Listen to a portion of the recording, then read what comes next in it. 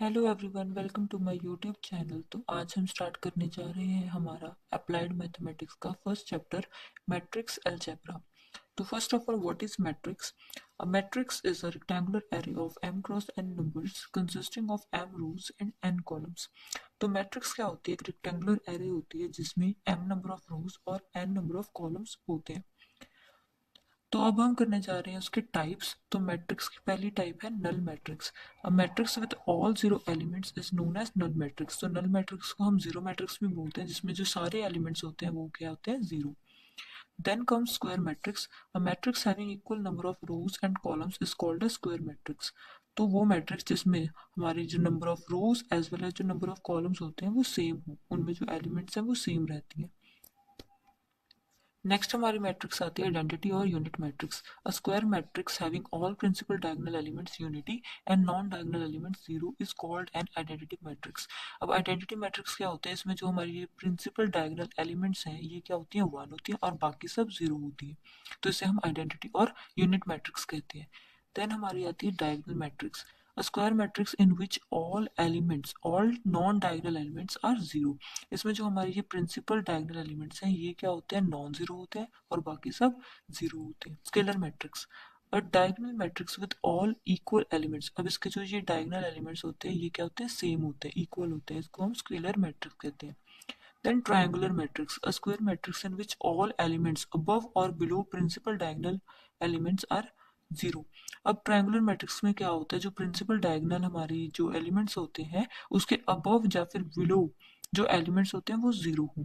जैसे कि आप देख सकते हैं हमारी जो ए मैट्रिक्स है इसमें आप देख सकते हैं कि हमारे जो प्रिंसिपल डायगोनल एलिमेंट्स की ऊपर की जो एलिमेंट्स हैं वो जीरो है, तो इसे हम लोअर ट्रायंगुलर मैट्रिक्स कहेंगे।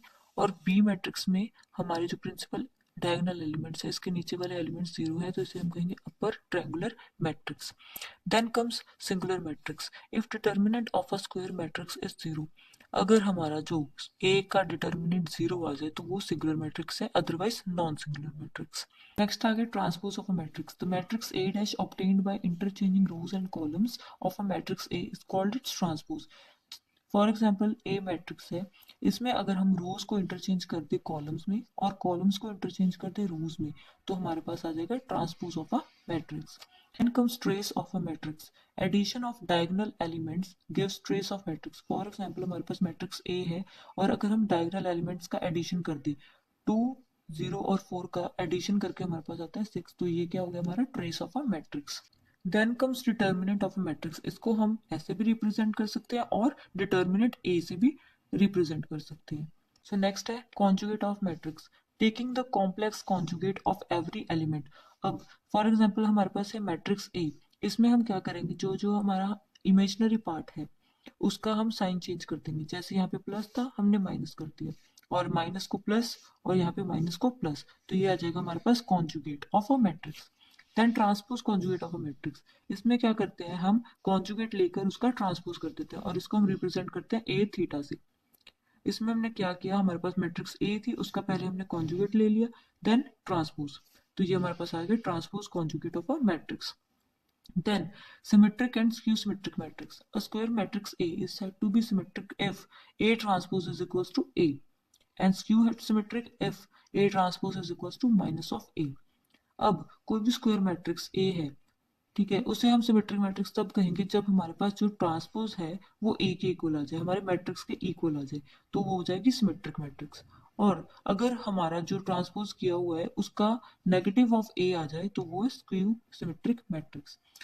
देन हमारे पास आता है Hermitian and skew Hermitian matrix. इसमें क्या होता है? Square matrix A is said to be Hermitian if A theta is equals to A, and skew Hermitian if A theta is equals to minus of A.